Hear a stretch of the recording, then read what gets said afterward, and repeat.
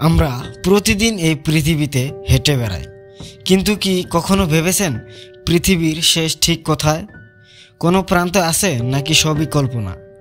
তাহলে চলুন জেনে নেই এই ভিডিওটিতে। আর বন্ধুরা, ভিডিওটি দেখার আগে চ্যানেলটিকে সাবস্ক্রাইব করে দিন।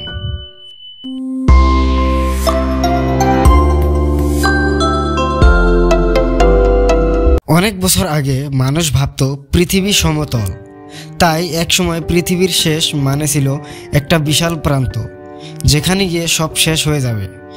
কিন্তু বিজ্ঞান বলছে অন্য কথা। পৃথিবী গোলাকার, একটু চাপা, ঠিক ফুটবল নয়, বরফে ঢাকা মেরুর দিকে একটু চাপা। তাই পৃথিবীর শেষ প্রান্ত বলে আসলে কিছুই নেই। আপনি যতই সামনে এগোন না কেন, আবার সেই একই জায়গায় ফিরে আসবেন। তাহলে প্রশ্ন, শেষ বলতে আমরা কি বুঝি? পৃথিবীর মাটি, সমুদ্র, আকাশ সব একটা অবিচ্ছিন্ন গোলকের মতো ছড়ানো।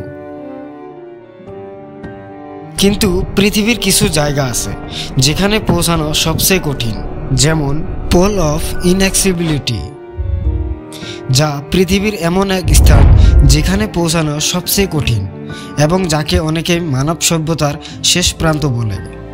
অথবা মেরু অঞ্চল, যেখানে বরফ আর অন্ধকার দেখে মনে হয় এটাই যেন পৃথিবীর শেষ।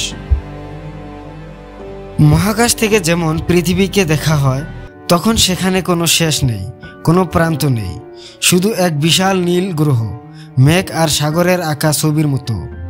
এখানে শেষ খুঁজতে গেলে আপনি বুঝবেন পৃথিবীর শেষ কোথাও থেমে নেই।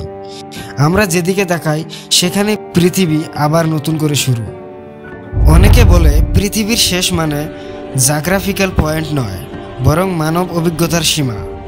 যেখানে মানুষ যায় না, যেখানে জীব নেই, সেই স্থানগুলোই আমাদের কাছে পৃথিবীর শেষ। কেউ বলে মরুভূমি, কেউ বলে সমুদ্রের গভীরতা, আরও কেউ বলে অ্যান্টার্কটিকা, বরফের রাজ্য।